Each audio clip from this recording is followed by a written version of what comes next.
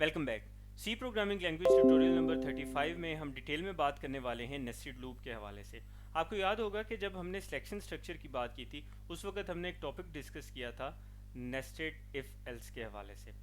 तो आज इसी सेगमेंट में हम बात करेंगे नेस्टेड लूप की। कॉन्सेप्ट थोड़ा सा मिलता जुलता है, सिर्फ एक डिफरेंस ये है कि नेस्टेड इफ एल्स में हमने कहा था नेस्टेड इफ में कि an if within another if is called nested if, यानी कि अगर एक इफ़ की बॉडी के अंदर हम एक और इफ़ स्टेटमेंट यूज़ करें तो वो नेस्टेड इफ़ का कॉन्सेप्ट है। जस्ट लाइक दैट, अगर हम एक लूप के अंदर एक और लूप यूज़ करें, यानी एक फॉर एग्जांपल एक फोर लूप मौजूद है और उसमें अगर हमने उसकी बॉडी के अंदर उसकी कर्ली ब्रेसेस यानी कि उसके कोड ब्लॉक के अंदर अगर हमने वाई लूप यूज़ कर लिया है तो ये कॉन्सेप्ट कहलाएगा नेस्टेड लूप, यानी कि a loop with in another loop. ये एक सिंपल सा कॉन्सेप्ट है नेस्टेड लूप का। इसका स्ट्रक्चर किस तरह का होता है आमतौर पे, उसके लिए स्क्रीन पे देखें, हमने आउटर लूप को मेंशन किया है ब्राउन कलर से और इनर लूप को मेंशन किया है रेड कलर से। तो फॉर एग्जांपल आउटर लूप कोई भी लूप हो सकता है, इसके मुख्तलिफ कम्बिनेशन हैं, इसके बारे में हम आगे चल के बात करने जा रहे हैं नेक्स्ट स्लाइड में। अभी फ़िलहाल ये समझ लें कि यहाँ पे कोई भी आउटर लूप है, हमने वो आउटर लूप लिखा जिस जो भी उसका सिंटैक्स है, यहाँ पे पैरेंथेसिस में उसके पैरामीटर्स वगैरह या कंडीशन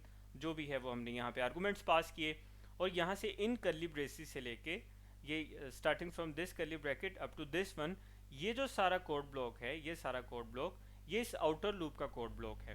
यानी कि इसमें जो स्टेटमेंट्स आएंगी वो इस आउटर लूप के हिस्से में आएंगी। ये आउटर लूप जितनी दफ़ा चलेगा उतनी दफ़ा ये जो अंदर सारे स्टेटमेंट्स हैं ये चलेगी। अब इसकी बॉडी के अंदर हमने एक और लूप डिक्लेयर कर दिया है, एक और लूप यूज़ कर रहे हैं हम। इस लूप में इस लूप का भी अपना डेफिनेटली कोड ब्लॉक होगा।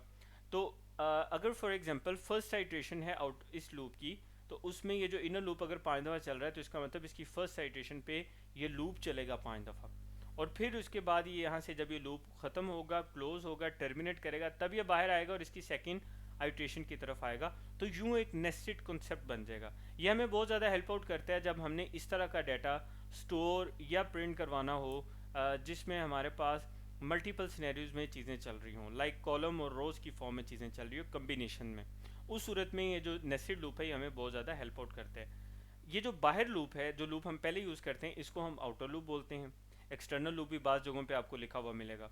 और उस इसकी इस लूप स्ट्रक्चर के अंदर अगर हम कोई लूप यूज़ कर रहे हैं तो इसको हम डेफिनेटली उसके कोड ब्लॉक के अंदर क्योंकि यूज़ हो रहा है तो उसको हम इनर लूप बोलेंगे।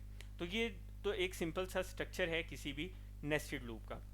अब नेस्टेड लूप के कम्बिनेशन कौन कौन से हो सकते हैं? तो नेस्टेड लूप का कम्बिनेशन ये भी हो सकता है कि फॉर एग्जांपल हमने जब यहाँ पे बात की है आउटर लूप की, तो आउटर लूप फोर लूप हो जबकि इनर लूप वाइल लूप हो, यानी कि कम्बिनेशन वन। इसी तरह सेकंड कम्बिनेशन अगर आप देखें while loop in for loop. While loop in for loop का क्या मतलब है कि बाहर यहाँ पे फोर लूप हो और इधर वाइल लूप यूज़ हो रहा हो। इसी तरह do while loop in for loop, इसका क्या मतलब है कि यहाँ पे सॉरी बाहर अगर यहाँ पे आउटर लूप फोर लूप है तो अंदर डू वाइल लूप यूज़ हो रहा है, एंड वाइस वर्सा। ये भी हो सकता है कि ये वाला डू वाइल लूप हो और अंदर फोर लूप यूज़ कर रहे हो, या ये वाला ये वाइल लूप है और अंदर हम डू वाइल लूप यूज़ कर रहे हैं। सो इससे मिलता जुलता कोई भी कम्बिनेशन हो सकता है, यानी आउटर लूप की जगह अभी तक हमने लूप की जितनी भी टाइप्स पढ़ी हैं उनमें से कोई भी लूप आ सकता है, और इनर लूप की जगह भी अभी तक हमने जितनी टाइप्स पढ़ी हैं उनमें से कोई भी लूप आ सकता है। ये भी हो सकता है कि आउटर और इनर लूप दोनों ही फोर लूप हों, और ये भी हो सकता है कि आउटर और इनर लूप दोनों ही वाइल लूप हों। किसी भी तरह का कम्बिनेशन हम अपनी रिक्वायरमेंट अपनी ज़रूरत के मुताबिक यूज़ कर सकते हैं। नेक्स्ट ट्यूटोरियल में हम नेस्टेड लूप की एक एग्जांपल डिस्कस करेंगे। बड़ी पॉपुलर एग्जांपल है, मुख्तलिफ टेक्स्ट बुक में जो यूज़ हो रही हैं यूनिवर्सिटी लेवल पे, कॉलेज लेवल पे, वहाँ पे इसको अक्सर इस्तेमाल किया जाता है इस टू बिल्ड प्रोग्रामिंग लॉजिक। तो लॉजिक को बेहतर करने के लिए मुख्तलिफ किस्म के स्टार पैटर्न हैं जिसको यूज़ किया गया है। जैसे मिसाल के तौर पे एक स्टार पैटर्न ये है कि फर्स्ट रो में 7 आपके पास स्टार्स आ रहे हैं, सेकंड में सॉरी 5 आ रहे हैं, फिर 4 हैं, 3 2 1 रिवर्स ऑर्डर में। इसी तरह बाज़ स्टार पैटर्न में होता है फर्स्ट रो में एक स्टैटिक है, फिर 2 हैं, फिर 3 हैं, फिर 4 है और 5 है। इससे होता ये है कि इस तरह के पैटर्न ड्रॉ करने से नेस्टेड लूप से रेलिवेंट जो हमारी लॉजिक है वो बिल्ड होती है।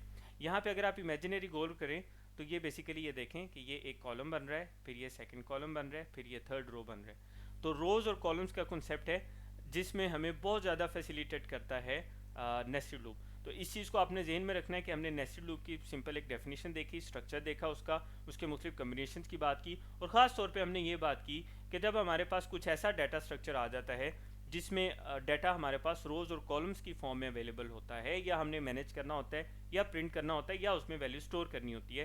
तो ऐसी सूरत में जो नेस्टेड लूप है वो हमें बहुत ज़्यादा हेल्प आउट करता है। तो नेक्स्ट ट्यूटोरियल में हम इसकी एक एग्जांपल देखेंगे और इस तरह का एक स्टार पैटर्न खुद से ड्रॉ करेंगे। तो मिलते हैं अगले ट्यूटोरियल में।